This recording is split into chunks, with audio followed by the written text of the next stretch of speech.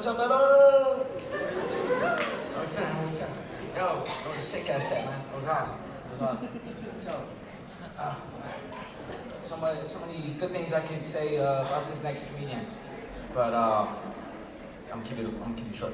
So, this guy coming up, I call him a genius, and then he like, I'm not a genius. I'm like, I don't know, but you're kind of a genius.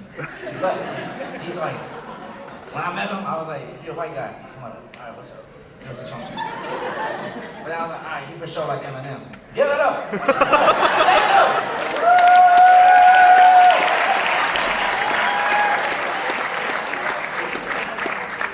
Yo, who else is spitting Valentine's Alone? Yeah, let's hear it for loneliness! Hell yeah. Yeah, I'm definitely not a genius.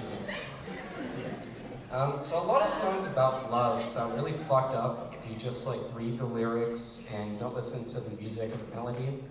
So for example, All of Me by John Legend. That song is about an abusive, paranoid schizophrenic. Don't believe me? Consider these lines. My head's underwater, but I'm breathing fine. You're crazy and I'm out of my mind. Classic delusional thinking and paranoid speculation. Because all, classic disorganized speech. Then this is where the song gets really dark. Then he goes on and he says, how many times do I have to tell you, even when you're crying, you're beautiful too. The world is beating you down, I'm around through every mood. So this is a man who apparently finds aesthetic value in his girlfriend's pain. And he tells her so repeatedly.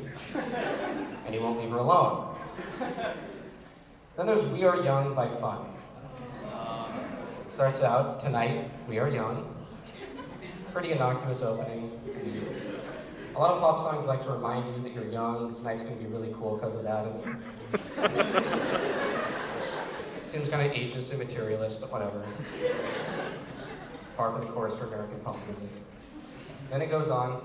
So let's set the world on fire. We can burn brighter than the sun. So we just jump straight into apocalyptic fantasy and mass murder. I swear to God, these people give millennials a bad name. So I also have a habit of getting myself into bizarre and embarrassing romantic situations. It's a talent with very few applications, but I'm going to tell you about a couple of them now, and I don't want you to think of this as me looking for sympathy from a large crowd of people. That's what I'm doing, but I don't want you to think of it that way. When I was in middle school, a girl very strongly indicated she was interested in me by telling me so.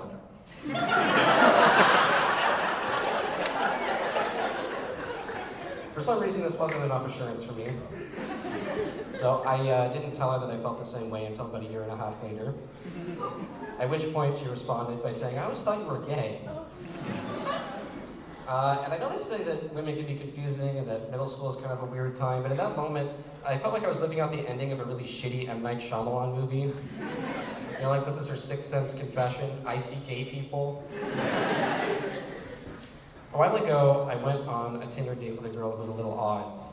And believe me, I can speak with some experience on the subject. So we decided that we were going to meet at a Starbucks downtown, and she told me I should bring a goat. Yeah, so my first reaction was probably your first reaction too. It's the first reaction that any rational person would have when they're asked to bring a goat on a date. What kind? Turns out I never got an answer to this question, because I was too terrified to do anything other than pretend that it was a normal request. Because I matched with somebody who not only didn't immediately unmatch, but didn't seem to be a porn bot and actually messaged me first. So you know what they say about not looking a gift goat in the mouth. That happens to me a lot, by the way, where I match with somebody who then immediately unmatches. And I like to think when that happens, that what happened was the other person just immediately fell in love and was just like overwhelmed by the power of the emotions. But I know what really happened was they probably temporarily forgot the difference between left and right. Which, by the way, is the reason why I never got my pilot's license. And also why whoever was living in that farmhouse in New Jersey had to find a new place to live. So anyway, I showed up, goatless. I proceeded to have one of the weirder interactions of my life. She asked me question after question. She didn't really slow down long enough for me to answer any of them. Then about halfway through, she said she forgot her conversation cue cards at home. Like that excused anything. Or like that was a normal thing to say. Anyway, afterwards, I thought, despite all the strangeness, that it had gone relatively well. So of course, she immediately unmatched me. So everybody thinks that they're going to live out like the ending of a romantic comedy. They're going to go chasing after somebody in an airport and declare their eternal love in front of a cheering crowd of people. First of all, there's no way that could ever happen post 9/11.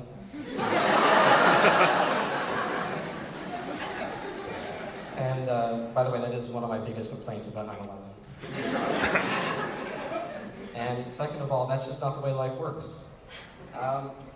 So as I'm reflecting on how I ended up alone again on Valentine's Day, I think I've come to an answer to this question. If I had to do it all over again, I would definitely bring that goat.